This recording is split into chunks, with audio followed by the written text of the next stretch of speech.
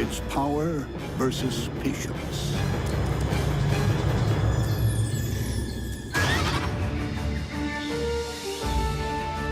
In the depths of an equatorial jungle, a million-strong colony of leafcutter ants is busy farming the rainforest. Each worker focused on the production of fungus. Leafcutter ants are really the farmers of the animal world. They cut vegetation that they then grow fungus on. So the ants actually live off of the fungus, not the plants.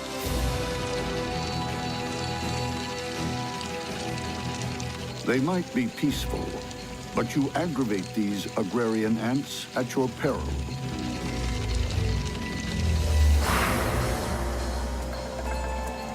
At the first sign of trouble, you find yourself face to face with a leafcutter soldier.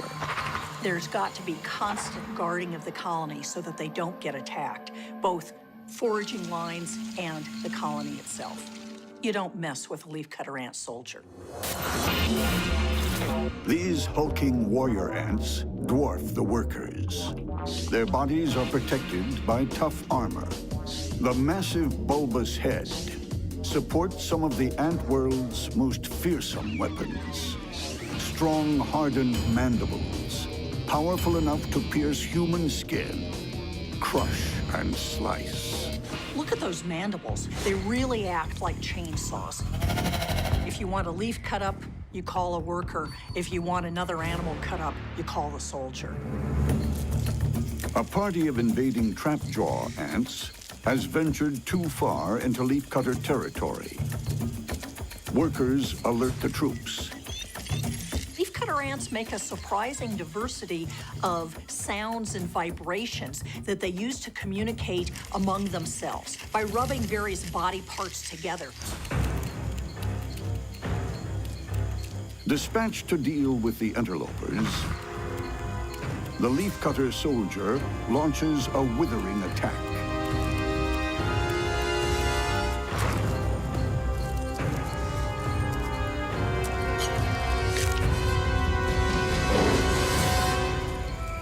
Its enormous mandibles clamp down. Although the soldier is wiggling its abdomen around, it doesn't have formic acid, it doesn't have a sting.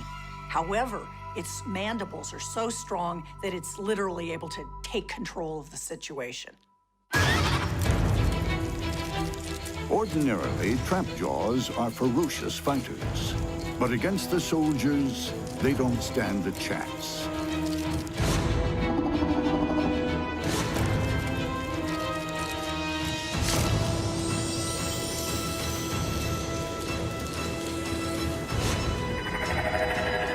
One by one, intruders are systematically torn apart.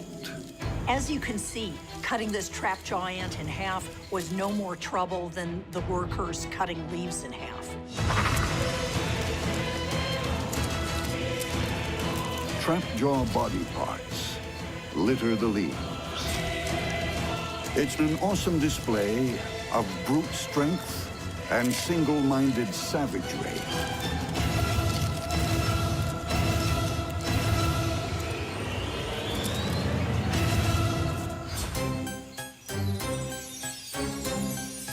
But not every fighter in this neck of the woods relies on size and raw power.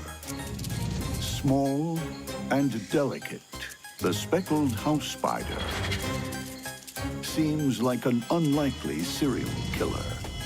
You might think that something called a house spider isn't up to the task of surviving in a forest full of dangerous creatures. But let me tell you, this spider is more than capable of surviving encounters that would send others home in tears. This relative of the black widow and redback is built for life on the web. Her long, spindly legs are agile enough to navigate her silken web like a tightrope walker. The speckled house spider is a sit-and-wait predator, happy just to hang at home and let her untidy web do all the work. It might look like the result of lousy housekeeping, but that chaotic tangle of lines is actually a very effective way of catching prey. It's extremely strong and also laced with lots of globules of liquid silk, so that anything that ventures onto the web or even brushes a single trip line can quickly find itself entangled and in a fight for its life. Before her next hunt begins, she decides to change for dinner. Slipping out of her skin into something more comfortable. The spider's hardened outer skin is literally an external skeleton, and because it doesn't stretch while she grows, she may shed it 5 to 7 times throughout her life. This process is called ecdysiasm. In a lot of ways, it's almost like a rebirth. However, it leaves the spider in a temporarily vulnerable and defenseless position.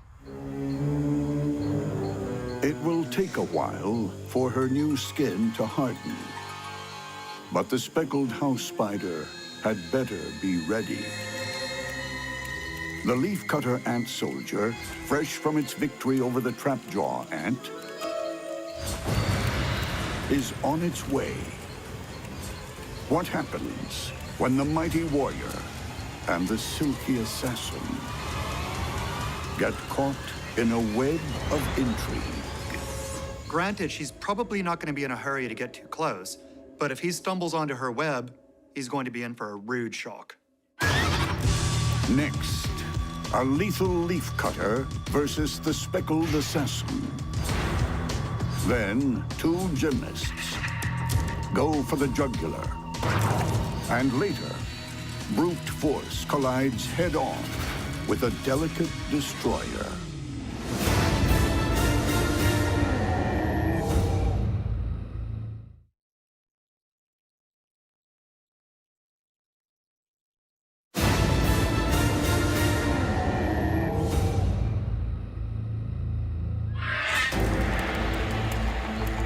A leafcutter ant soldier, alone on patrol, is just inches away from a speckled house spider's silken trap. One false step, and there will be war. The leafcutter ant soldier has size and strength, with powerful mandibles to cut and crush. The speckled house spider uses silk and venom to overcome the enemy. Which strategy will prevail?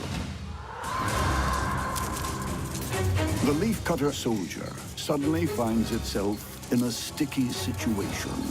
We already know that this soldier can cut an opponent in 2. But when she's gotten caught in this web, she's really on shaky ground. The speckled house spider doesn't move. With an intruder this large and dangerous, she's happy to play the waiting game. The ant tries to chew through its bonds, but succeeds only in becoming more entangled. Finally, choosing her moment, the spider descends and starts throwing thread. Whatever she does, the house spider must avoid those jaws. Just one snip could open her up like a bursting water balloon.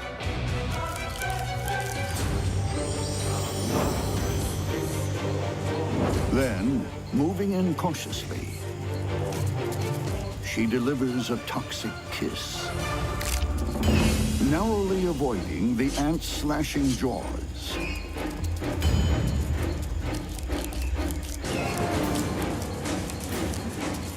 But this battle isn't over.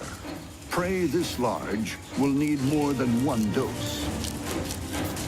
Again and again, the spider dances with death, ducking the gnashing mandibles to inject more venom. She retreats and waits again.